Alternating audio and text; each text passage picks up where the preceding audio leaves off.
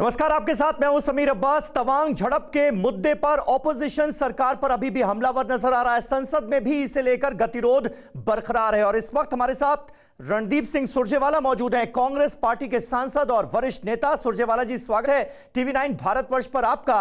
अभी भी कांग्रेस पार्टी की तरफ से यह कहा जा रहा है कि सरकार ने, ऐसा लगता है कि अपनी लाल आंखों पर चीनी काला चश्मा लगा लिया है। यह मल्लिकार्जुन खड़गे साहब का जो बयान सामने आया है, क्या वजह है इसकी? क्योंकि सरकार कह रही है कि रक्षा मंत्री राजनाथ सिंह ने खुद सदन के पटल पर जो बयान है वो सामने रख दिया है, सारी बातें साफ कर दी हैं।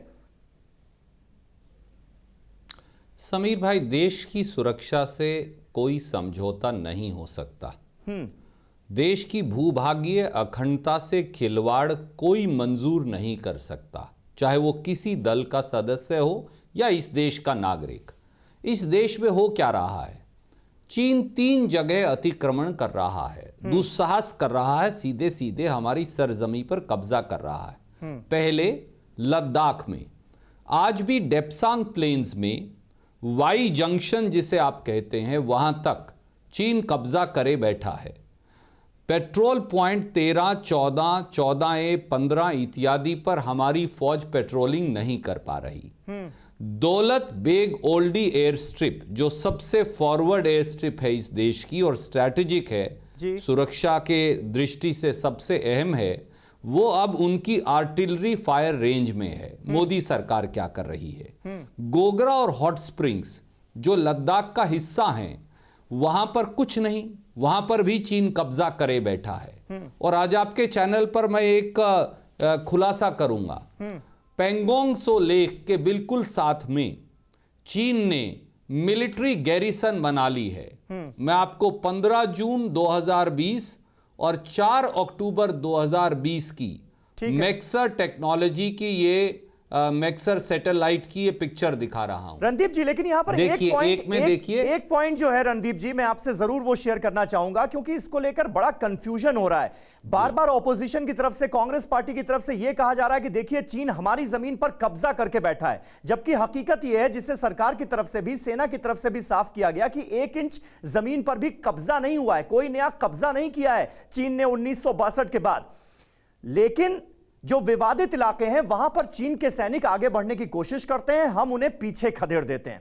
आपको नहीं लगता कि ऑपोजिशन को भी जो बयान दिए जा रहे हैं इन मैटर्स को लेकर, उसमें यह सतर्कता बरतनी चाहिए ताकि देश की जनता कंफ्यूज ना हो? समीर भाई, इससे बड़ा झूठ कोई हो ही नहीं सकता।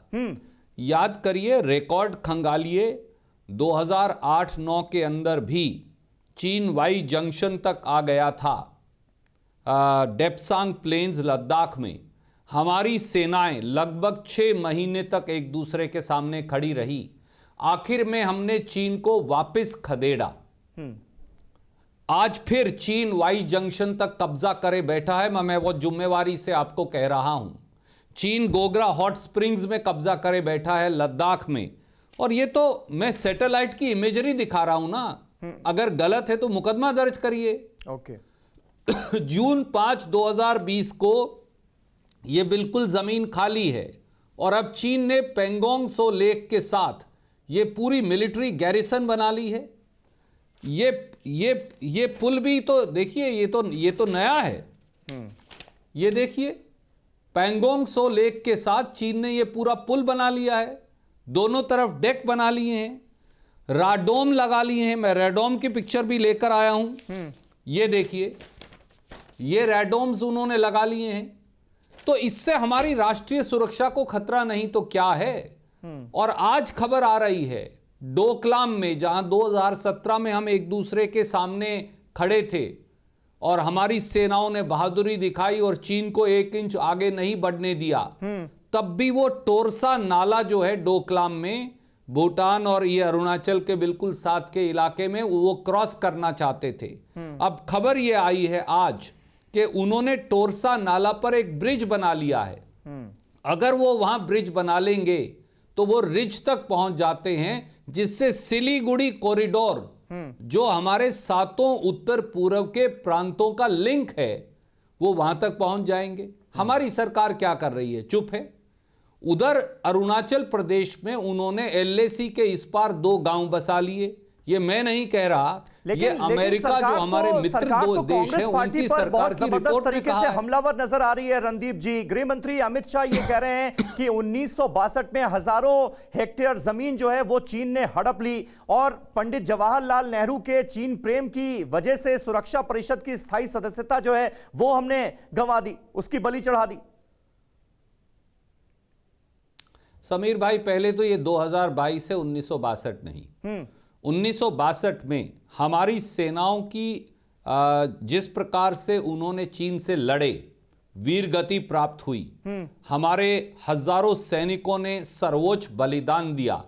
1962 को कम आंकना देश की सेना और देश की सुरक्षा का अपमान है। ठीक है, हम 1962 की लड़ाई उनसे नहीं जीत पाए थे, ये एक सत्य है। पर तो यही तो वो कहते हैं कि 1962 का ये भारत नहीं है, 2014 के बाद नया भारत है। भारत बदल चुका है, मजबूत हो चुका है, ताकतवर हो चुका है।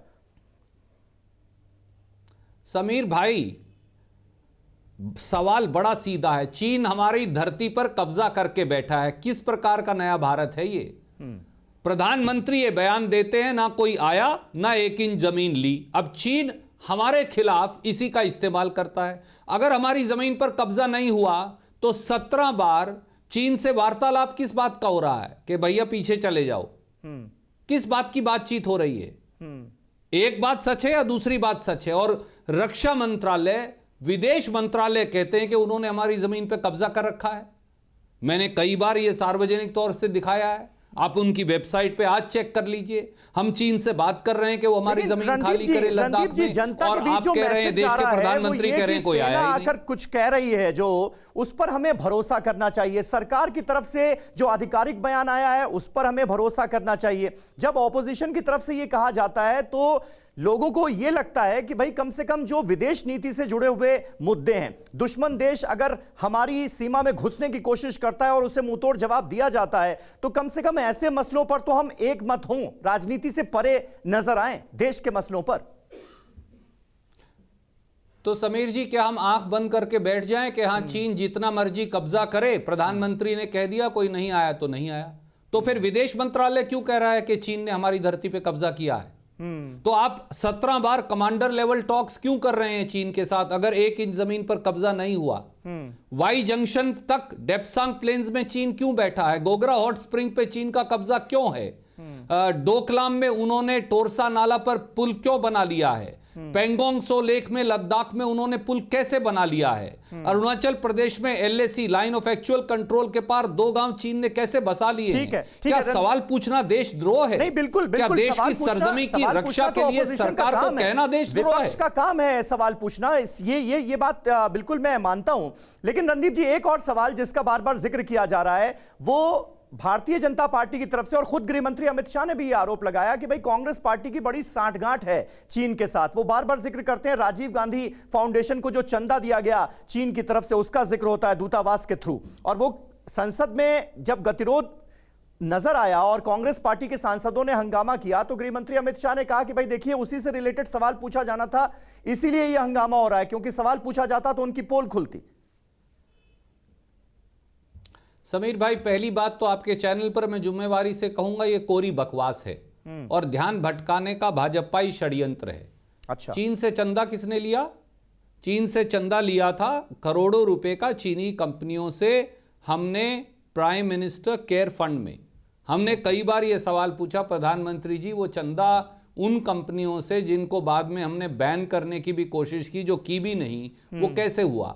आज चीन के साथ एक तरफ वो हमारी सरजमी पे कब्जा किए हैं, आप $51 बिलियन का ट्रेड डेफिसिट है। जब से वो हमारी जमीन पर कब्जा करे बैठे हैं हम उनसे और ज्यादा आयात कर रहे हैं। क्यों? वो सारी चीजें हिंदुस्तान में क्यों नहीं बन सकती? हम हमारे एंटरप्रेन्योर्स को क्यों मदद नहीं कर सकते?